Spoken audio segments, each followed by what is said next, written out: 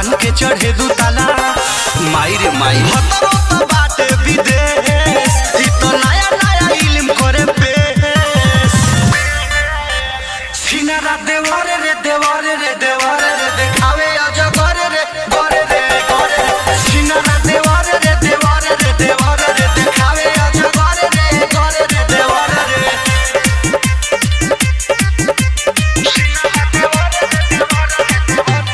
गीत संगीत recording studio Delhi.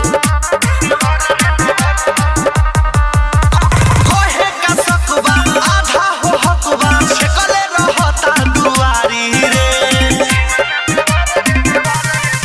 आहा नाचत त साड़ी खोल के केवाड़ी करेला हमसे रंगदारी रे।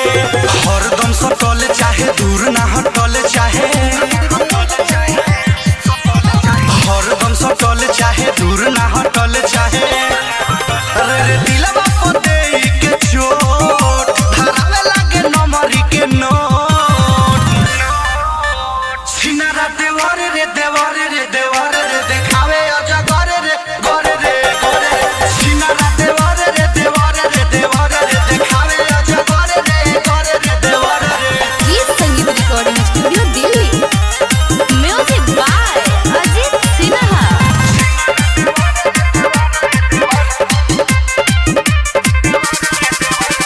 लागो तलाज कोही काया छपता निहर दिया चुना रे।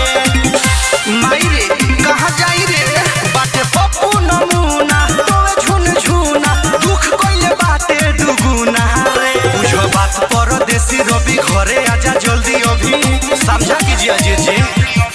बुझो बात परदेसी रवि घरे आजा जल्दी अभी। निर्मल जोगेश रहे रे दिले दिलवा पर खुशबू दिन ठेस।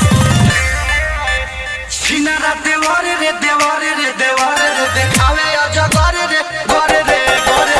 सिनारा देवारे रे देवारे रे देवारे रे देखावे अजगर रे गोरे रे देवारे रे। लसा खानी सोट जाला फान के चढ़े दू ताला। माई रे माई भतरो तो बाटे विदेश, ई तो नया नया इल्म करे पेश। सिनारा देवारे